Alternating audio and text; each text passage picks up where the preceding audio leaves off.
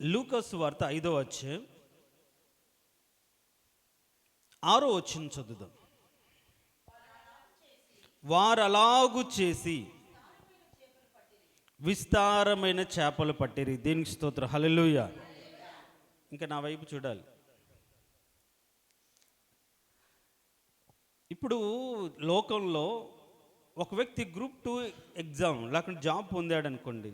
ఏం చేశాడంటే, నేను ఇట్లా చదివాను, అలా చేశాను, అక్కడ కోచింగ్ తీసుకునంటే ఆ పేరెంట్స్ కూడా వాళ్ళలాగే ఇలా చెయ్యమని చెప్తారు. మంచి మార్క్స్ వచ్చిన స్టూడెంట్స్ అయితే ఎలా వచ్చాయి నీకు మార్క్స్ అంటే, నేను ఇలా చేశాను చెప్తే పేరెంట్స్ అలా చేయమని పిల్లలకు బోధిస్తారు. ఎవరైనా ఒక స్థితిలోకి వచ్చిన తర్వాత ఆ స్థితిని బట్టి సంతోషం పొందిన తర్వాత ఎలా జరిగింది అంటే వాళ్ళు చెప్పిన దాన్ని బట్టి మనం కూడా విని అలా చేయడానికి ఇష్టపడతాం. అవునా కదా? జనరల్గా మన మనస్తత్వం అలాంటిదే. వాళ్ళు ఎలాగ దీవించబడ్డామో మనం అలాగ దీవించబడాలి అనే ఆశ ప్రతి ఒక్కరి జీవితంలో ఉంటుంది. అందుకని మనం అడుగుతూ ఉంటాం కొన్ని సందర్భాల్లో ఏదో ఒక విషయం, ఎలా, అలా, అది ఎలా, ఇది ఎలా అడుగుతుంటాం. ఎందుకని అలాగే మనం కూడా చేయాలని. నేనంటాను, ఎవరో ఏదో చేశారని వాళ్ళలాగా కాకుండా వాక్యం ఎలాగూ చెప్పిందో అలాగూ చేస్తే ఖచ్చితంగా మనము దీవించబడతాం. దీనికి స్తోత్రం, హల్లెలూయా చెప్దాం. ప్రేయర్ హల్లెలూయా. ఈరోజు నా మాటలు మీ మనసును పెట్టుకోండి. లోకస్తులు చేసినట్లుగా కాకుండా వాళ్ళ ఎలాగన్నా చేసుకోండి. వాళ్ళు అభివృద్ధి పొందడానికి అన్యాయాలు చేసింటారు, అక్రమాలు చేసింటారు, దోపిడీలు చేసింటారు, లంచాలు తీసుకుని ఉంటారు. ఈరోజు మేడలు కట్టింటారు, ఉత్సాహంగా ఆ ఉల్లాసంగా లేకుంటే విలాసవంతంగా బ్రతుకుతుంటారు. మనం అలా చేయలేము. అలా చేస్తూ సంతోషంగా చాలామంది ఉండలేరు. ఎందుకంటే ఆ పాపం వారిని బాధిస్తుంటుంది. వాళ్ళకు మనస్సాక్షి చంపుకుంటారు కాబట్టి, లౌకిక ఆత్మచేత నింపబడతారు కాబట్టి ఇలానే ఈ లోకంలో బ్రతకగలుగుతామనే ఆలోచన ధోరణి వాళ్ళ బ్రతుకులు ఉంటుంది. కాబట్టి ఎప్పుడో మనస్సాక్షి చచ్చిపోయింటుంది కాబట్టి ఎదుటివారు బాధలు పడతారు, ఎదుటివారికి అన్యాయం చేసే ఆలోచన వాళ్ళకు ఉండదు కాబట్టి వాళ్ళు గర్వంగా బ్రతుకుతారు. కానీ మన జీవితాల్లో ఒక చిన్న తప్పుదం చేసిన మళ్ళీ పదే పదే నువ్వు ఎందుకు అన్నావు ఆ మాట, నువ్వు ఎందుకు అలా చేసావు, అది కరెక్ట్ కాదు కదా అని పరిశుద్ధాత్ముడు మనల్ని గుచ్చుతున్న దాన్ని బట్టి అలా చేయలేని స్థితిలో, అలాగా వారిలాగా ఉండలేని స్థితిలో చేతగాని వారిగా మౌనిగా ఉండిపోతూ ఉంటాం. దీనికి స్తోత్రం, హల్లెలూయా. కాబట్టి లోకస్తులలాగా మనం చేయకుండా మనం దీవించబడడానికి ఒక శ్రేష్టమైన మార్గం బైబిల్లో ఇవ్వబడింది. ఈరోజు ఒకవేళ ఈ సంవత్సరం మీరు అలా చేయగలిగితే, లోకస్తులలాగా కాకుండా వాక్యానుసారంగా చేయగలిగితే, మీరు మన చదివిన మాటలు ఏంటి? విస్తారమైన చేపలు పట్టిరి. విస్తారమైన చేపలు ఎలాగ చేశారు వాళ్ళు? ఎన్నోసార్లు ఈ వాక్యాన్ని విన్నాం. ఏం చేశారు అనే మాటను ఈరోజు కాస్త లోతుగా ఇంకా ప్రత్యేకమైన ఆలోచనతో మనం ధ్యానం చేద్దాం. దీనికి స్తోత్రం, హల్లెలూయా చెప్దాం. ప్రేయర్ హల్లెలూయా. అభివృద్ధి పొందడానికి మనం ఏం చేయాలి అనే ఆలోచనతో నా మాటలు చాలా జాగ్రత్తగా మీరు అంగీకరించండి, వినండి. మనం కోరుకుంటుంది అభివృద్ధి కదా, మనం కోరుకుంటుంది సమృద్ధి కదా. మరి ఆ సమృద్ధి ఊరికే దేవుడు ఇవ్వడు. అది మనం మనసును పెట్టుకొని ఏం చేస్తే దేవుడు సమృద్ధినిస్తాడో అనే సత్యాన్ని మనం అర్థం చేసుకోగలిగితే అలా చేస్తే చాలు, మనం దీవించబడతాం, మనం సమృద్ధిలోనికి వస్తాం. దేనికి స్తోత్రం, హల్లెలూయా చెప్దాం. ప్రేయర్ హల్లెలూయా. చూడండి 5వ అధ్యాయంలో మొదటి వచనం,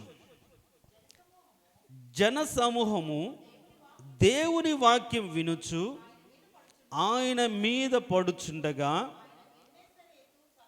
గెన్నెసరతు సరస్సు తీరమున నిలిచి ఆ సరస్సు తీరమునున్న 2 దోణులను చూచెను.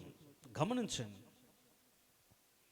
ఈ మొదటి మాటలో ఈ మొదటి వచనంలో ఉన్న అర్థాన్ని మనం జ్ఞాపకం చేసుకుంటే, చాలామంది ఆయన వాక్యం వినడానికి వచ్చారు కదా. మీద పడుతున్నంత విస్తారమైన గుంపు ఆయనతో కూడా ఉంది. అయితే తన మీద పడుతున్న వారిని, తన దగ్గర ఉన్నవారిని, తన కోసం వచ్చిన వారిని ఆయన చూడలే. బాగా వినండి, తన దగ్గర ఉన్నవారిని చూడలే, తన కోసం వచ్చిన వారిని చూడలే. అక్కడ నిలబడి ఒకవేళ అడిగే వాళ్ళు ఉంటారు, అర్థించే వాళ్ళు ఉంటారు, అరిసే వాళ్ళు ఉంటారు, ప్రభువా అని. మనం ఒక అధికారి మన ఎదుట ఉన్నప్పుడు మన అవసరత తీర్చబడాలంటే ఏం చేస్తాం? ఏదో ఒక విధంగా మన బాధ ఆయనకు చెప్పుకోవాలని ప్రయత్నిస్తాం, అరుస్తాం, కేకలేస్తాం, సార్ సార్ రిక్వెస్ట్ చేస్తాం. అలాంటి భయంకరమైన జన సందోహంలో ప్రభు అయిన యేసుక్రీస్తు 2 దోణులను చూశాడు అని మనం చదువుతాం. ఇప్పుడు ఆయన దగ్గరికి ఎంతమంది వచ్చినా ఆయన దృష్టి కొందరి మీద ఉంటుంది. దేనికి స్తోత్రం, హల్లెలూయా. ఏంటంట, ఆయన దగ్గరికి ఎంతమంది వచ్చినా ఆయన దృష్టి కొందరి మీద ఉంటుంది. ఆ కొందరిలో మనమే ఉందుముగాక. మనమే ఉండాలని ఆలోచన మన జీవితాల్లో దేవుడు కలిగించునుగాక. అంటే దేవుడు మనల్ని చూస్తే మన జీవితాలు మారిపోతాయి. ఫస్ట్ మీరు అర్థం చేసుకోండి, దేవుడు మనల్ని చూడాలి. ఆయన చూస్తే ఖచ్చితంగా మన బ్రతుకులు మారిపోతాయి. ఇప్పుడు ఐగుప్తు దాసత్వంలో మగ్గిపోతూ ఏడుస్తూ గగ్గోలు పెడుతున్నటువంటి వారి బాధను ప్రభువు చూశాడు. వాళ్ళ బ్రతుకులు మారిపోలేదా? మారిపోయాయి. కాబట్టి ఒకటి ప్రభువు మనల్ని చూడాలి, ఇప్పుడు ప్రభువు మనల్ని చూడాలి అంటే అక్కడ అరిచేవాళ్ళు లేరా? అడిగేవాళ్ళు లేరా? గోజాడే వాళ్ళు లేరా? ప్రాధాయపడే వాళ్ళు లేదా? ఎంతమంది ఉన్నా ఆయన ఎవరినైతే చూడాలనుకుంటారో వారిని చూస్తాడు. దేనికి స్తోత్రం, హల్లెలూయా. అది ఆయన సర్వాధికారం, సార్వభౌమాధికారం అంటారు. అందుకని ఆయన ఎవరికి నిశ్చయించుతాడో వారికే ఇస్తాడు. ఆయన ఎవరికైతే ఇవ్వాలి అనుకుంటారో వారికి ఇస్తారు. అందుకే మనం అడిగిన దాన్ని బట్టి కాదు, కోరుకున్న దానిని బట్టి కాదు, ఆయన ఇవ్వాలనుకున్న దాన్ని బట్టి మన జీవితంలో ఏదైనా కలుగుతుంది. దేనికి స్తోత్రం, హల్లెలూయా. ఇప్పుడు వీళ్ళు కోరుకోలేదు, వీళ్ళు అసలు ఆ మాటలు విన్నారో కూడా తెలియదు. ఆయన వాక్యం చెప్తుంటే వీళ్ళు మాత్రం, పేతురు, యోహానులు, వాళ్ళు మాత్రం ఆ దోణిలో నిలబడి ఏం చేస్తున్నారంటే వలలు కడుక్కుంటూ ఉన్నారు. మనం చదువుతాం, చూచినప్పుడు వారు జాలరులు వాటిలో నుండి దిగి తమ వలలు కడుగుచుండిరి అని చదువుతాం.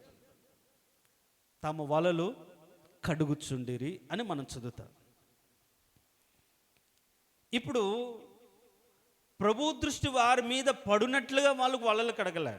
గమనించండి, ప్రభు మమ్మల్ని చూడాలని కడగలే. రాత్రంతా ప్రయాసపడ్డారు, ఏమీ దొరకలేదు.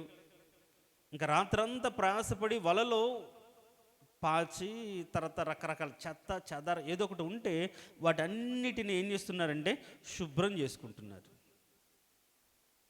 అయితే మనం ఇక్కడ అర్థం చేసుకోవాల్సిన పాయింట్ ఏంటంటే, దేవుడు ఎవరిని చూస్తాడు అంటే ఎవరైతే తమ బ్రతుకులను బాగు చేసుకోవాలని ఆలోచనతో తమ బ్రతుకులను కడుక్కుంటూ ఉంటారో వారిని చూస్తాడు. దేనికి స్తోత్రం, హల్లెలూయా. అంతమందిని ఎందుకు చూడలేదు? వాళ్ళు కడుక్కోకుండా అడుగుతున్నారు, వాళ్ళు కడుక్కోకుండానే ప్రాధేయపడుతున్నారు. అంటే దేవుడు ఎవరిని దృష్టించుతాడు అంటే ఎవరైతే తమ బ్రతుకులను ఇది నేను చేసిన తప్పు, ఇలా ఉండకూడదు, ఇది కరెక్ట్ కాదు, ఇది తీసేయాలి అని ఎప్పటికప్పుడు పరిశీలించుకొని ఏదైతే వల అనే తమ బ్రతుకులో ఉండకూడదో, ఏదైతే తమ జీవితంలో ఉండకూడదో దానిని ఎవరి ప్రమేయం లేకుండా, గమనించండి, ఎవరి ప్రమేయం లేకుండా, ఎవరు చెప్పకుండా తమంతట తామే ఇది ఉండకూడదని ఎరిగి దాన్ని తొలగించుకుంటుంటారో, దాన్ని తీసివేసుకుంటుంటారో, అలాంటి వారిని ప్రభు చూస్తాడు. దేవునికి స్తోత్రం, హల్లెలూయా చెప్దాం, ప్రైజ్లార్డ్, హల్లెలూయా. మరి సుంకపు మెట్టునద్ద లేవి అనే వ్యక్తి కూర్చున్నాడు. మరి ఆయన ఏం చేశాడు? ఆయన చూశాడు. చెట్టు మీద జక్క ఎక్కి కూర్చున్నాడు. మరి ఆయన ఏం గడుక్కున్నాడని ఆయన చూశాడు. గమనించండి. అందుకనే మొట్టమొదటి నేను వాడిన పదం ఆయన యొక్క సార్వభౌమాధికారం. ఆయన చూసే విధానం, రకరకాలైనటువంటి పిలుపులు మనం చూస్తాం బైబిల్లో. అంటే దీనిని బట్టి ఆయన పిలిచే విధానం కూడా ఎవరైతే తమ బ్రతుకుల్లో ఖాళీగా ఉండకుండా, సోమరులుగా ఉండకుండా ఏదో ఒక పని చేస్తున్న వారిని చూస్తాడు. ఇప్పుడు ఎలీషా ఉన్నాడు. ఎలీషాను ఎప్పుడు పిలిచాడు దేవుడు? లేకుంటే ఏలి ఎప్పుడు పిలిచాడు? ఆయన అరకలు దున్నుతున్నప్పుడు, తనకు ఉన్న 12 అరకలను ఉంచుకొని వాటిని 12 అరకగా ఆయన దున్నుతున్నప్పుడు ఏం చేశాడంటే, ఏలియా పిలవగానే దుప్పటి వేయగానే వాటిని వదిలిపెట్టి వాడికి విందు చేసి వెంబడించాడు. ఆ మాట నేను ధ్యానం చేసినప్పుడు నాకు అనిపించింది, ఏలియా దుప్పటి వేయగానే ఎలీషా అన్నిటి వదిలిపెట్టిపోయాడేంటి? ఆయనకి ఎట్లా తెలుసు దుప్పటి వేయగానే అన్నిటిని వదిలిపెట్టి ఆ సేవకుని వెంబడించాలని ఎట్లా తెలుసు? దాని అర్థం ఏంటి అంటే, మన పనిలో మనం పని చేస్తుండగానే, వినండి, మనం పని చేస్తుండగానే దైవికమైన పిలుపు, దైవికమైన ఆలోచన ఎరిగి ఆయన తన పని కోసం పిలుస్తున్నప్పుడు ఎలాంటి పరిస్థితులు పిలిచినా మనం సిద్ధపాటుగా కలిగి ఉండాలి. దేనికి స్తోత్రం, హల్లెలూయా. అంటే ఎలీషా ఏమి ఎరిగి ఉన్నాడంటే, ఆయన వ్యవసాయం చేస్తున్నాడు, కుటుంబంతో ఉన్నాడు. మరి పిల్లలు ఉన్నారో మనకు తెలియదు, ఫ్యామిలీ ఎంతమంది ఉన్నారో మనకు తెలియదు, కానీ కుటుంబ జీవితాన్ని కలిగి తన పనిని తను చేసుకుంటూ కూడా ఒక సిద్ధపాటు. ఒకవేళ దేవుడు నన్ను పిలిస్తే నేను వదిలి వెళ్ళాలి, ఇలా ఇది దేవుని చిత్తం. పిలుపు అంటే ఇలా ఉంటుంది, సేవ అంటే ఇలా ఉంటుంది. తర్వాత వెళ్ళిన తర్వాత ఇలా చేయాలని ఆయన వింటూ ఉన్న దాన్ని బట్టి ఏలియా వచ్చి వేయగానే ఏం చేస్తాడు? వెంటనే వెళ్ళాడు. మరి ఈ రోజుల్లో చాలామంది చూస్తాం, ఉద్యోగస్తులు దేవుడు పిలిచినప్పుడు వాళ్ళని వదిలిపెట్టి ఉద్యోగాలకు వెళ్ళిన సందర్భాలు ఉంటాయి. పిలిచినప్పుడు నేను ప్రార్థన చేస్తున్నాను, నన్ను అయితే వదిలిపెట్టమని అన్నట్లేదు. ఎందుకో? దేనికి స్తోత్రం, హల్లెలూయా చెప్దాం, ప్రియులారా, హల్లెలూయా. నాకు ఆశ ఒక్కరోజు కూడా ఖాళీగా ఉండకుండా, ఆ కుడిక ఈ కుడిక, ఆ ఊరు ఈ ఊరు, అటు ఇటు, ఆ ఇంటికి ఈ ఇంటికి, వాళ్ళ దగ్గరికి వీళ్ళ దగ్గరికి, ఆయన పనిలోనే. ఇప్పుడు ఈ 24 అవర్స్లో ఆయన పని చేసేది ఎంతసేపు చెప్పండి? నేనైనా మీరైనా 24 గంటల్లో ఆయన పని. ఒక 2 గంటలు బైబిల్ చదువుతాం, 1 గంట ప్రార్థన చేస్తాం. అంటే మ్యాక్సిమం రోజులో ఒక 3, మహా అయితే ఓపిక అన్నీ ఉంటే ఒక 4 గంటలు చదవడం ఆయన పని కాదు. మనమైతే వారంలో 1 గంటన్నర మంగళవారం, గంటన్నర శనివారం, ఒక మ్యాక్సిమం 3 గంటలు ఆదివారం, అంతే. మిగతా పని అంతా మన పనులే, మనమే. కానీ మనం ఏమంటే అస్సలు కుదరట్లేదు, అస్సలు తీరికలేదు. ఇప్పుడు సంపూర్ణ సేవ అంటే ఎప్పుడో కుదిరినప్పుడు కాదుగా. అంటే 24 గంటలు అదే పనిలో, ఆయన పని మీద, ఆయన చిత్తాన్ని, ఆయన ఉద్దేశం నెరవేర్చగలిగే విధంగా బ్రతకడమే సంపూర్ణ సేవ. ఆయన పని చేస్తాం. ఏదో వారంలో ఒక రోజు చేసి మిగతా వారం 10 రోజులంతా ఖాళీగా తిని తిరిగి ఆడ కూర్చొని ఈడ కూర్చొని మాట్లాడడం కాదు సేవగా. పదే ఏదో ఒక విధంగా చేయడం, ఆ పని చేయడం సంపూర్ణ సేవ అవుతుంది. అంటే దేవుడు ఎవరిని సేవకు పిలుస్తాడు అంటే, ఏదో ఒక పని చేస్తున్న వారిని పిలుస్తాడు. దేనికి స్తోత్రం, హల్లెలూయా. ఎలీషాను అలా పిలిచాడు. మోషను కూడా ఎప్పుడు పిలిచాడు? గొర్రెలను మందను మేపుతున్నప్పుడు పిలిచాడు. అంటే ఆయన పిలుపులో, అంటే ఆయన పిలుచుకునేది ఎవరిని అంటే ఖాళీగా ఉండి కాదు, ఏదో ఒక పని చేస్తూ సిద్ధపాటు పడిన వారిని దేవుడు పిలుస్తాడు. ఆ విధంగా గిద్యోనును కూడా దేవుడు చూశాడు, పిలిచాడు. ఇప్పుడు ఊరికే ఆ యొక్క చెట్టు చాటున ఖాళీగా ఉన్నాడా, భయపడుతూ దాక్కున్నాడా? కాదు. చెట్టు చాటును కూడా కుటుంబం కోసము గోధుమలు దుర్లగొట్టుకున్నాడు. అంటే ఏదో ఒక పని చేస్తున్నాడు. మన జీవితంలో ఆయన పిలుపు రావాలి అంటే ఏదో ఒక పని చేస్తూ సిద్ధపడి ఉండాలి. పిలవంగానే వెంబడించగలిగినటువంటి స్థితికి మనము చేర్చబడాలి. దేవునికి స్తోత్రం, హల్లెలూయా చెప్దాం, ప్రేయర్ హల్లెలూయా. అయితే ఇప్పుడు ఆయన చూసే విధానం ఒక్కొక్కసారి ఒక్కొక్క విధంగా ఉంటుంది. అయితే ఆయన ప్రత్యేకమైన చూపు ఎవరైతే తమ వలలను కడుక్కుంటుంటారో, తమ బ్రతుకును కడుక్కుంటుంటారో, ఎవరి ప్రోద్బలం లేకుండా వారికి వారే తమ మనసును సమ్మతిపరుచుకొని ఇది నా జీవితంలో ఉండకూడదు కదా, దీనిని బట్టి ఏమి జరగట్లేదు కదా అని తొలగించుకుంటుంటారో, అలాంటి కడుక్కునే వలలను కలిగిన వారిని దేవుడు చూస్తాడు. దేవునికి స్తోత్రం, హల్లెలూయా. ఒకవేళ ఈరోజు ఆయన మందిరానికి వచ్చి ఒకరు వచ్చి నీకు చెప్పి నువ్వు అలా చేసావంటావు కదా, కరెక్ట్ కాదు కదా, మనం ఇలా ఉండకూడదు కదా అని చెప్పకముందే నీ మనసు నిన్ను గద్దించినప్పుడే, మనసాక్షి నిన్ను హెచ్చరించినప్పుడే పశ్చాత్తాపపడి ఒప్పుకొని వదిలిపెట్టి దేవుని కోసం బ్రతకగలిగిన వారిని దేవుడు చూస్తాడు. దేవునికి స్తోత్రం, హల్లెలూయా. సో మొట్టమొదట ఎవరి చూపు, ఇప్పుడు దేవాలయానికి ఇద్దరు వెళ్ళారు. ఒకరేమో గంభీరంగా, ప్రభా నేను నీతిగా బ్రతుకుతున్నాను, నిజాయితీగా బ్రతుకుతున్నాను, ఉపవాసం ఉంటున్నాను, దశం భాగం ఇస్తున్నాను, దొంగతనం చేయట్లేదు, వ్యభిచారం చేయట్లేదు, దోచుకోవట్లేదు, నీతిగా బ్రతుకుతున్నా అని ఒక అన్నాడు. ఇంకొక అతనైతే నేను పాపిని ప్రభా, నీ వైపు కన్నులెత్తుడు కూడా నాకు యోగ్యత లేదని తన స్థితిని కడుక్కుంటున్నాడు. దేవుని సన్నిధి కుమ్మరిస్తున్నాడు. అంటే దేవుని కనుదృష్టి, దేవుని చూపు ఎప్పుడు కూడా ఎవరైతే తమను తాము కడుక్కుంటుంటారో, పరిశీలించుకుంటుంటారో, పరిశుద్ధపరుచుకుంటుంటారో, ఎప్పటికప్పుడు చెక్ చేసుకుంటుంటారో వారిని చూస్తాడు. దేనికి స్తోత్రం, హల్లెలూయా చెప్దాం, ప్రేయర్ హల్లెలూయా. ఈ రాత్రి కాలం ఒకవేళ నీవు నీ హృదయంలోని పాపాన్ని తొలగించుకుంటూ, అవును కదా ఈ వారమంతా ఇలా చేశాను, ఈ సంవత్సరం అంతా ఇలా బ్రతికాను, ఇలా ఇవి ఉండకూడదు కదా, ఇవి నా వలలో, ఇవి నా కుటుంబంలో, ఇవి నా జీవితంలో ఉన్నాయి, ఇవి ఉండకూడదు కదా అని తొలగించుకుంటూ ఉంటే దేవుడు నిన్ను చూస్తాడు. దేనికి స్తోత్రం, హల్లెలూయా చెప్దాం, ప్రేయర్ హల్లెలూయా. నువ్వు తొలగించుకోగలిగితే, కడుక్కోగలిగితే దేవుడు నిన్ను చూస్తాడు, నిన్ను దృష్టించుతాడు. ఆయన చూడడం మాత్రం కాదు, ఎప్పుడైతే అలా కడుక్కోవడం చూశాడో, 2 దోణలను చూశాడు. గమనించండి, ఈ 2 దోణల్లో ఒకే దోణ దగ్గరికి ఆయన వచ్చాడు. చూడండి, ఇక్కడ 2 దోణలు చూశాడు. మరి 2 దోణల దగ్గరికి వచ్చాడా? వాటిలో ఒకటి అని ఉంటుంది అక్కడ. మనం చదివితే 2వ వచ్చిన కింది భాగంలో, జాలరులు వాటిలో నుండి దిగి తమ వలలు కడుగుచుండిరి. ఆయన ఆ దోణలలో సీమోనుదైన ఒక దోణ ఎక్కి, అంటే చూసింది ఏమో 2 దోణలు, ఎక్కింది మాత్రం ఒక దోణ. అంటే మనం కడుక్కుంటూ ఉన్నప్పటికీ కూడా ఆయన కోరుకునేది కొందరిని కోరుకుంటాడు. దేనికి స్తోత్రం, హల్లెలూయా చెప్దాం, ప్రేయర్ హల్లెలూయా. మనము కడుక్కుంటూ ఉన్నా, పరిశీలించుకుంటున్నా, ఆయన కోరుకునే విధానం వేరుగా ఉంటుంది.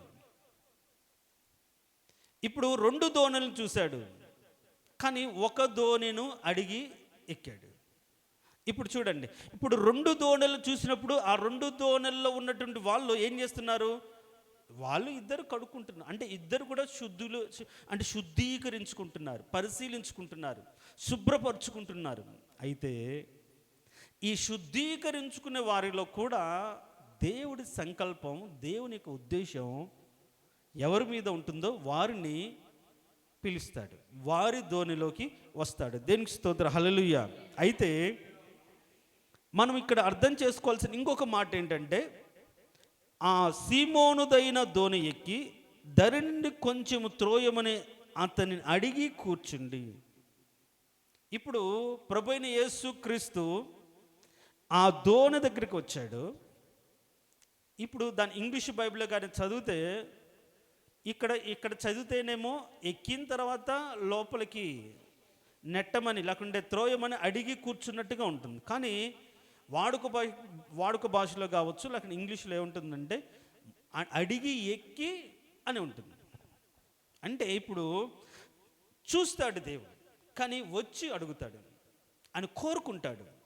కోరుకుని డైరెక్ట్గా లోపలికి రాకుండా ఆయన ఏమంటున్నాడంటే నేను లోపలికి రావచ్చా అని అడుగుతాను. అందుకని ప్రకటన గ్రంథంలో కూడా ఉంటుంది, మీ హృదయమైన తలుపు ఆయన నిత్యం తట్టుతూ ఉంటాడు. అడిగి అంటే ఎక్కి అడగలేదు, అడిగి ఎక్కాను అని ఉంటుంది.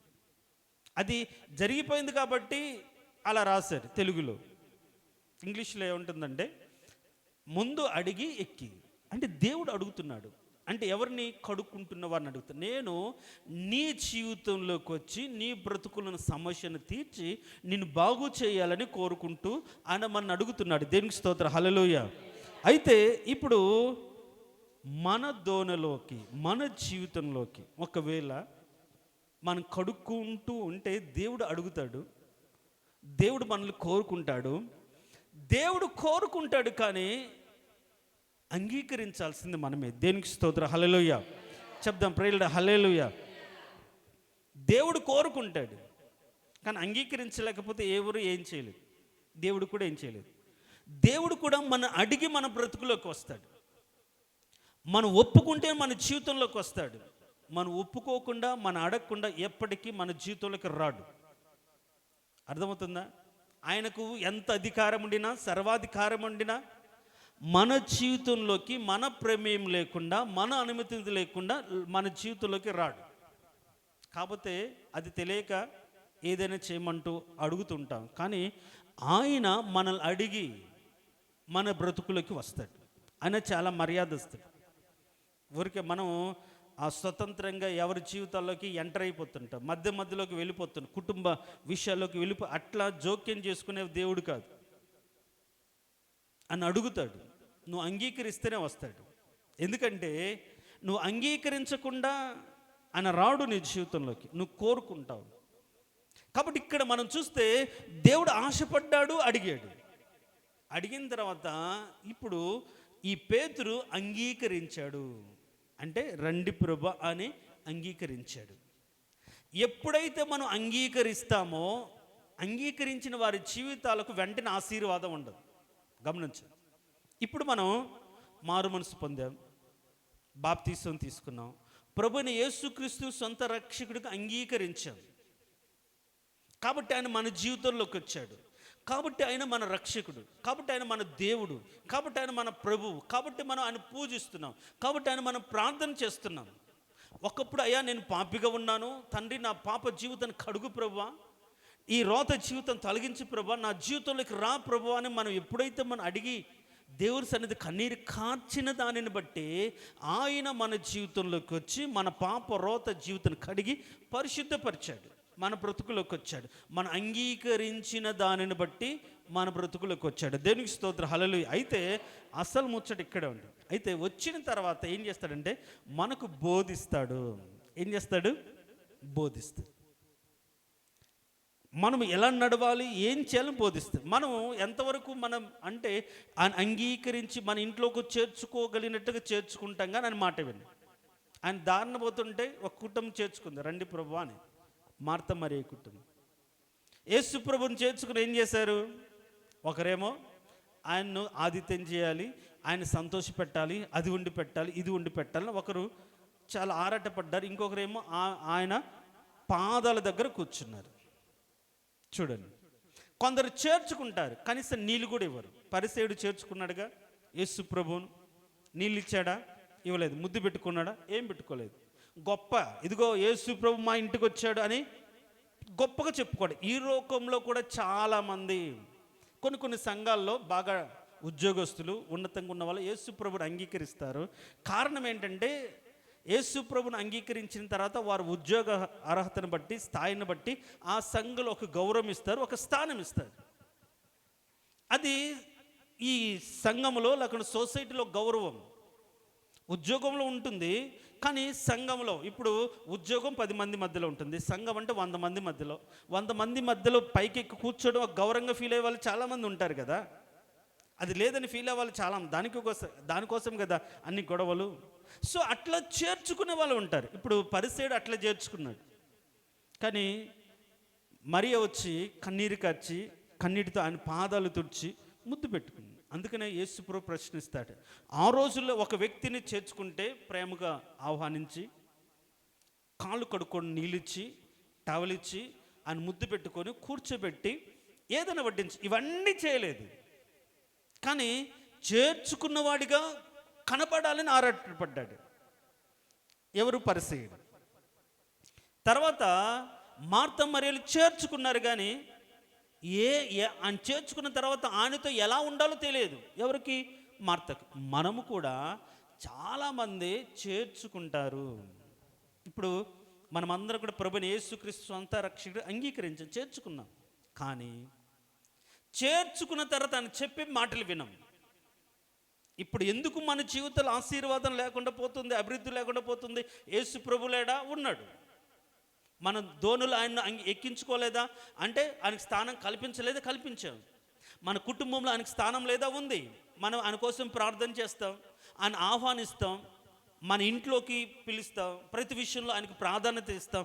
కానీ అసలు విషయం ఏంటంటే ఆయన ఈ మనలోకి వచ్చిన తర్వాత, మన బ్రతుకులోకి వచ్చిన తర్వాత ఊరికే కూర్చొని మనం ఎలా నడిస్తే మనతో పాటు నడవడు.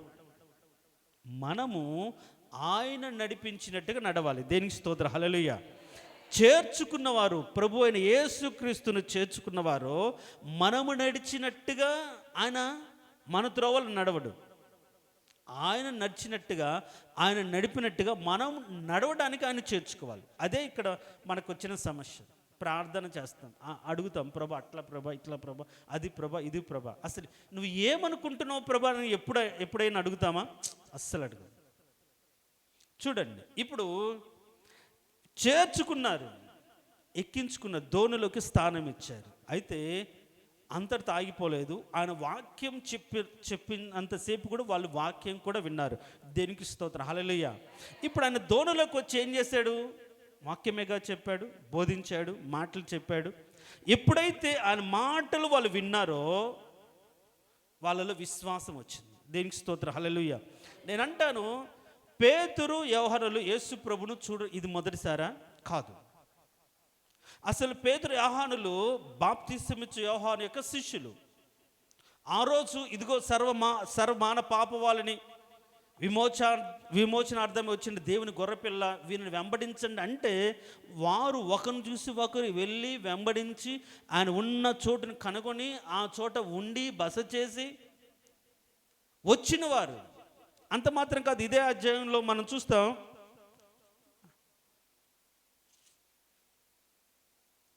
28వ వచనం చూడండి. కాదు 4వ అధ్యాయం 28.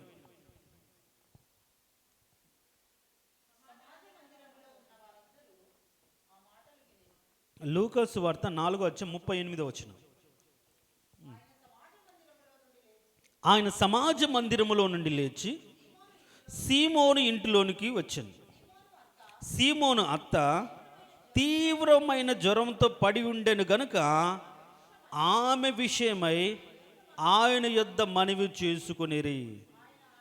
ఆయన ఆమె చెంత నిలబడి జ్వరమును గద్దింపగానే అది ఆమెను విడిచెను. వెంటనే ఆమె లేచి ఆ వారికి ఉపచారము చేయసాగాను. దేవునికి స్తోత్రం, హల్లెలూయా. ఇప్పుడు పేతురు విషయాన్ని మనం గమనిస్తే యేసు ప్రభును చూడడం మొదటిసారిగా వెంబడించినవాడు, ఇంట్లోకి ఆహ్వానించినవాడు, తర్వాత తన అత్తకు జ్వరం వస్తే దేవుని సన్నిధిలో ప్రార్థన చేసినవాడు. అయ్యా మా అత్త జ్వరాన్ని తీసివేయ్యా. ఎందుకంటే అంతకుముందు మనం చదువుతాం, దేవుడు చాలా కార్యాలు చేసినట్లుగా, చాలా అద్భుత కార్యాలు చేసినట్లుగా. అంటే సీమోను జీవితంలో, అంటే పేతురు జీవితంలో దేవుణ్ణి అంగీకరించిన అనుభవం ఉంది, దేవుని సన్నిధిలో ప్రార్థన చేసే అనుభవం ఉంది, ఇంటిలోనికి అంటే ఆహ్వానించిన అనుభవం ఉంది, కానీ లోబడి నడిచే అనుభవం లేదు. దీనికి స్తోత్రం, హల్లెలూయా. చెప్దాం ప్రైలాడ హల్లెలూయా. 2 చేతులు ఎత్తి చెప్దాం ప్రైలాడ హల్లెలూయా. ఏంటంటే అంతకుముందు ఇంటిలోనికి వచ్చాడు. ఇంటిలోనికి వచ్చినప్పుడు వీళ్ళు ఆయన ఎదుట ప్రార్థన చేసిరి, మనవి చేసిరి. అంటే ప్రార్థన అనుభవం ఉంది. అంటే అంతకుముందు ఏంటి, పేతురు యోహానులు అంటే పేతురు కుటుంబం యేసు ప్రభువును అంగీకరించింది. యేసు ప్రభువు అంటే ఆయన ఉన్న చోటును చూడగలిగారు, నడిచారు. తర్వాత ప్రార్థన కూడా చేశారు. ఇప్పుడు నేనేమంటానంటే, ఇప్పుడు అంతటి ప్రార్థన అనుభవం ఉన్నవాళ్ళు వాళ్ళు మనవి చేయగానే దేవుడు అంగీకరించి జ్వరం తీసివేశాడు కదా. మరి ఎందుకని ఆయన వెంబడించలేకపోయారు? ఎందుకని ఆయనతో కూడా ఉండలేకపోయారంటే సరైన విశ్వాసంలో లేరు కాబట్టి. అందుకనే దేవుడు తిరిగి వాళ్ళ జీవితంలోకి వచ్చి వాళ్ళ బ్రతుకులో ఒక మార్పును చూసి ఒక సరైన విశ్వాసంలోకి నడిపించాలనే తిరిగి ఆయన బోధిస్తూ వారి యొద్దకే వచ్చాడు. దీనికి స్తోత్రం, హల్లెలూయా. అంటే దేవుని యొక్క సంకల్పం ఎవరి మీద ఉంటుందో వారిని దేవుడు వదిలిపెట్టాడు. నువ్వు ఎక్కడికన్నా పో, నువ్వు వదిలిపెట్టాను అనుకుంటావు. మోషే అనుకున్నాడు, మోషేని దేవుడు వదిలిపెట్టాడా? లేదు, వెంటబడి తిరిగి వెళ్ళి మళ్ళీ తీసుకొని వచ్చాడు. యెఫ్తా అనుకున్నాడు, వదిలిపెట్టాడు, లేదు తీసుకొని వచ్చాడు. కాబట్టి దేవుని సంకల్పం ఉంటే ఆయన వెతుకుతూ వస్తాడు, వెతుకుతూ వచ్చి మళ్ళీ తన పనిలోకి వారిని తీసుకుంటాడు. దేవునికి స్తోత్రం, హల్లెలూయా. నేనంటాను, ఇప్పుడు ఒకప్పుడేమో దేవుని సన్నిధిలో ప్రార్థన చేసే అనుభవం ఉంది, కానీ దేవుని మాటకు లోబడే అనుభవం లేదు. ఎప్పుడైతే యేసు ప్రభువును వాళ్ళు అంగీకరించారో, యేసు ప్రభు మాటలు విన్నారో, ఇప్పుడు వారి జీవితంలో ఆయన ఏది చెప్తే చేయడానికి కావాల్సిన విశ్వాసం వాళ్ళు పొందుకున్నారు. దేవునికి స్తోత్రం, హల్లెలూయా. అంటే నేనంటాను, ఇన్ని సంవత్సరాలుగా మనం అంగీకరించి వాక్యం వింటున్నాంగా, మరి విన్న వాక్యాన్ని బట్టి మనలో ఉండవలసిన లక్షణం ఏంటి? దేవుడు మన నుంచి కోరుకుంటున్న లక్షణం ఏంటి? వినేవారిగా ఉండడమా? బైబిల్ ఏముంటుంది? వినువాడు ఆయన దృష్టికి నీతిమంతుడు కాదు, విని వాటి చొప్పున చేయవాడు అని ఉంది. వినడం కాదు, ఎవరైనా వింటారు. మనం మైక్ పెడితే ఎంతమందో వింటుంటారు, అన్యులు వింటారు, వాళ్ళు వింటారు, వీళ్ళు వింటారు, రకరకాలు వింటుంటారు. విన్న వాళ్ళు కాదు, వాటి చొప్పున చేయగలిగి ఉండడం. ఇప్పుడు ఈయన ఒకప్పుడు జీవితాన్ని చూస్తే అంగీకరించిన వాడే, చేర్చుకున్నవాడే, దేవుడి సన్నిధిలో ప్రార్థన చేసిన వాడే, కానీ లోబడే మనస్తత్వం లేదు. అందుకని దేవుడు మళ్ళా వారి దగ్గరికి వచ్చాడు. కాబట్టి ఈ వారంలో ఈరోజు దేవుడు మనకు చెప్తున్న మాట ఏంటంటే, నీ కుటుంబ జీవితంలో, నీ ప్రార్థనా జీవితంలో ఇన్ని సంవత్సరాల విశ్వాస ప్రయాణంలో దేవుడి మాటకు నువ్వు ఆయన చేర్చుకున్నావు, ఆయన సన్నిధిలో నువ్వు ప్రార్థన చేసావు, కాబట్టి స్వస్థతలు జరిగాయి, కాబట్టి జ్వరాలు విడిచిపోయాయి, రోగాలు పోయాయి, కార్యాలు జరిగాయి. కానీ ఒక సమృద్ధి నీ బ్రతుకులో లేదు. ఎన్నిసార్లు జ్వరాలు లేకుండా అనారోగ్యాలు ఇబ్బందులకు వెళితే అన్నీ తొలగిపోయాయి, కానీ సమృద్ధి లోటు అలానే ఉండిపోయింది, కష్టం అలానే ఉండిపోయింది, బాధ అలానే ఉండిపోయింది, నష్టం అదే జరుగుతుంది. వాటిని తొలగించడానికి ప్రభు అయిన యేసుక్రీస్తు తిరిగి మన యొద్దకు వచ్చి ఏం చెప్తున్నాడంటే, ఆయన మనకు బోధిస్తున్నాడు. ఈ చాలించిన తర్వాత, అక్కడ చదువుతాం చూడండి, ఆయన బోధించుట చాలించిన తర్వాత 4వ వచనం, నీవు దోణను లోతుకు నడిపించి చేపలు పట్టుటకు మీ వలలు వేయడని సీమోనుతో చెప్పగా. దేవునికి స్తోత్రం, హల్లెలూయా. వినాలి, నా వైపు చూడాలి. దేవునికి స్తోత్రం, హల్లెలూయా. జనరల్గా చేపలు ఎప్పుడు పడతారంటే నైట్ టైం పడతారు కదా. చేపలు నైట్ టైం వేటకు వెళ్తారు, రాత్రులు వెళ్తారు. అంటే వాళ్ళకు కనిపించకుండా ఆ నైట్ టైం చేపలన్నీ కూడా అడుగున లేకుండా బయటికి వస్తాయి, విహరిస్తుంటాయి, కాబట్టి పట్టుకుంటారు. అయితే నైట్ అంతా ప్రయాసపడ్డారు, ఒక్క చేప దొరకలేదు. ఇప్పుడు ప్రభు అయిన యేసుక్రీస్తు ఏమంటాడంటే, పగలు ఎవరు చేపలు పట్టడానికి వెళ్ళదు, నైట్ వెళ్ళి ఉదయానికి వస్తారు. నైట్ వెళ్ళి ఎక్కడైనా మీరు కానీ కనుక్కోండి, నైట్ వెళ్ళి ఉదయానికి వస్తారు. ఉదయం తెచ్చిన మనకు ఇండ్లలో అమ్మడానికి మార్కెట్ తీసుకెళ్ళి అమ్ముకుంటారు, మళ్ళీ నైట్కి వెళ్తుంటారు. ఇప్పుడు యేసు ప్రభు వల వేయమంది ఎప్పుడు నైటా? కాదు, ఎప్పుడు పట్టపగలే, బాగా తెల్లారిన తర్వాత వలలు వేయమంటాడు, లోతుకు నడిపించి మీ వలలు వేయమంటాడు. గమనించండి, ఇప్పుడు ఎప్పుడైతే దేవుని మాట విన్నారో ఎప్పుడైతే దేవునికి విధేయత చూపించారో, ఈ విధేయత విషయంలో వాళ్ళ సొంత జ్ఞానాన్ని బట్టి కాకుండా, ఈ సొంత జ్ఞానం ఏంటి, సొంత అనుభవం ఏంటి? పగలు చేపలు దొరుకుతాయా? దొరకవు. కానీ యేసుప్రభు ఏమంటున్నాడు? పట్టపగలే చేపలు వేయడానికి మీరు కాస్త లోతుకు నడిపించి, అక్కడ మనం చదువుతాం చూడండి, మీ దోణను లోతుకు నడిపించి చేపలు పట్టడానికి మీ వలలు వేయడని చెప్పాను. అయితే 4-5 వచ్చే కింది మాట చదివితే, అయినను నీ మాట చొప్పున వలలు వేతుమని ఆయనతో చెప్పాను అంటారు. దేనికి స్తోత్రం, హల్లెలూయా.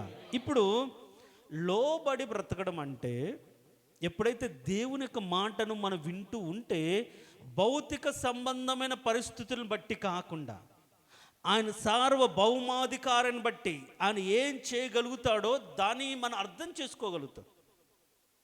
దాన్ని అర్థం చేసుకోగలిగినప్పుడు మనం ఆ మాటకు లోబడతాం. లేదనుకోండి, ఇది ఎవరి జీవితంలో జరిగింది, ఎవరి బ్రతుకులో కలిగింది, ఇది జరగడానికి లేదు, అవకాశం లేదు, అసలు జరగదు అని మనమే అనుకుంటాం.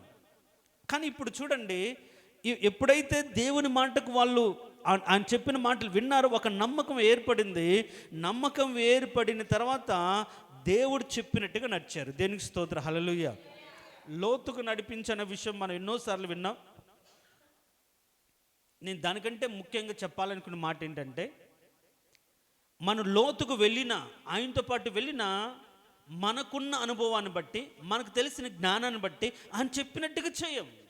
ఇలా కాదు కదా, ఇలా ఇలా ఇలా ఉండకూడదు కదా, ఇది చేయరు కదా, ఎక్కడ చేయలేదు కదా అని మన సొంత జ్ఞానాన్ని ఉపయోగిస్తాం. కానీ విశ్వాసం అన్ని వేళలా దేవుని మాటకి లోబడుతుంది. దేనికి స్తోత్రం, హల్లెలూయా. అంటే దేవుడు బోధించినప్పుడు వీళ్ళ జీవితాల్లో విశ్వాసం అనేది ఏం కలుగుతుంది? దేవుని మాట వలన మన జీవితంలో కలుగుతుంది. వినుట వలన విశ్వాసం కలుగును అని బైబిల్. వినుట అదేంటి? దేవుని మాట. ఇప్పుడు ఏంటి, వాళ్ళు దేవుని మాట విన్నారు. విన్న దానిని బట్టి ఏం కలిగింది? విశ్వాసం కలిగింది. ఎలాంటి విశ్వాసం అది? విధేయత చూపగలిగి, ఏ పరిస్థితిలో అయినా సరే ఆయన మాటకు లోబడగలిగిన విశ్వాసం. కాబట్టి ఈ సంవత్సరం మనం చేయాల్సిన పని ఏంటంటే, మన సొంత జ్ఞానాన్ని బట్టి కాకుండా, తెలిసిన దాన్ని బట్టి కాకుండా, ఆలోచించిన దాన్ని బట్టి కాకుండా, ఆయన చేటుకు సమర్థుడని దేవునికి మనం సమర్పించుకోవాలి. దేనికి స్తోత్రం, హల్లెలూయా. చెప్దాం, ప్రైజ్ లార్డ్, హల్లెలూయా. అంటే అన్కండిషనల్గా, అలా ఎందుకు, ఇలా ఎందుకు, ఇది కాదు కదా, ఇలా కాదు కదా అని ఆలోచనలు ఒకవేళ వచ్చినా, వాటిని పక్కన బట్టి దేవుడు ఏది చెప్తే అది చేయడానికి సమర్పించుకోవాలి. ఏది చెప్తే అది చేయాలి అని, ఏది చెప్తే అది చేయాలి. ఇప్పుడు లోతును బయటికి తీసుకెళ్ళాలని దేవుని సంకల్పం అయితే, ఒక చోటుకి వెళ్ళాలనుకుంటే ఇటు వెళ్దామంటే, ఇప్పుడు లోతు ఏమంటాడు? అక్కడ వద్ద, దూరం, ఆడికి వెళ్ళిలోపు ఏమైనా జరిగిద్దాం అంటాడు. ఆయన విడిపించిన వాడు తీసుకెళ్ళాడా? కాబట్టి దేవుని పని విషయంలో మనం జోక్యం చేసుకోకుండా ఆయన నడిపింపుకు మనం లోబడాలి. దేవునికి స్తోత్రం, హల్లెలూయా. అందుకనే బైబిల్లో ఏమి రాయబడి ఉందంటే, నీ స్వబుద్ధిని ఆధారం చేసుకొనక నీ ప్రవర్తన అంతటి మీద ఆయన అధికారానికి నువ్వు ఒప్పుకొనుము, అప్పుడు నీ త్రోవ, నీ మార్గము సరళము చేయబడును అని బైబిల్లో రాయబడింది, సామెతల గ్రంథం. నీ స్వబుద్ధి ఏంటి? మనకు తెలిసిన ఆలోచన, మనం నేర్చుకున్నట్టు విజ్ఞానం, లోకంలో చదివినటువంటి ఆలోచనలు, ఎవరి జీవితంలో జరిగిన సంఘటనలు, వీటిని బట్టి నువ్వు మనం దేవుని నమ్ముకోకూడదు. చాలామంది ఏదైనా జరగాలి అనుకుంటే దేవుంటారు, ఎవరి జీవితంలో జరిగిందా, అది జరగలేదు కదా, ఇలా జరగలేదు కదా, అలా అవుతుందా అని అవిశ్వాసం. ఆయన చేయాలనుకుంటే ఆయనకు అసాధ్యమైన కార్యం ఏదైనా ఉందా? ఏం లేదు. ఇప్పుడు నేను చెప్తున్న మాట ఏంటంటే, ఎప్పుడైతే విశ్వాసం వారి జీవితంలో కలిగిందో, వాళ్ళు లోబడడానికి తమను తాను సమర్పించుకున్నారు. అంటే ఎట్లా? ఆయన లోతుకు నడిపించినప్పుడు ఆ లోతులోకి వెళ్ళాడు. ఆయన ఎంత దూరం నడిపిస్తే అంత దూరం వెళ్ళారు. లోతుకు నడిపించి ఎక్కడైతే వలలేమని అక్కడ వలలేశారు. ఎక్కడ కూడా వాళ్ళ యొక్క సొంత జ్ఞానాన్ని, సొంత తెలివిని, ఆ సముద్రం అంతా వాళ్ళ జీవితంలో ఎన్నోసార్లు తిరిగింటారు, ఎన్నోసార్లు వలలేసింటారు, ఎక్కడ చేపలు పడితే వాళ్ళకి అన్నీ తెలుసు. అయినా సరే ఎక్కడ కూడా ఒక్క మాట కూడా దేవునికి ఎదురు చెప్పకుండా లోబడ్డారు. దేనికి స్తోత్రం, హల్లెలూయా. మన జీవితంలో ఆశీర్వాదానికి కారణం ఏమై ఉండాలి అంటే, ఏ విషయంలోనైనా సరే మనము తిరస్కరించకుండా దేవునికి లోబడడమే మన యొక్క ఆశీర్వాదానికి కారణం. దేవునికి స్తోత్రం, హల్లెలూయా. అబ్రహామును దేవుడు పిలిచినప్పుడు క్వశ్చన్ చేశాడా? నువ్వు లేచి విడిచిపెట్టి రా అన్నాడు. ఎక్కడికి ప్రభు అన్నాడా? ఎంత దూరం ప్రభు అన్నాడా? ఎంతకాలం ప్రభు అన్నాడా? ఏం చేస్తావు ప్రభు అని అడిగాడా? ఏం లేదు. ఇదిగో ఇది నీకు ఇవ్వబోయే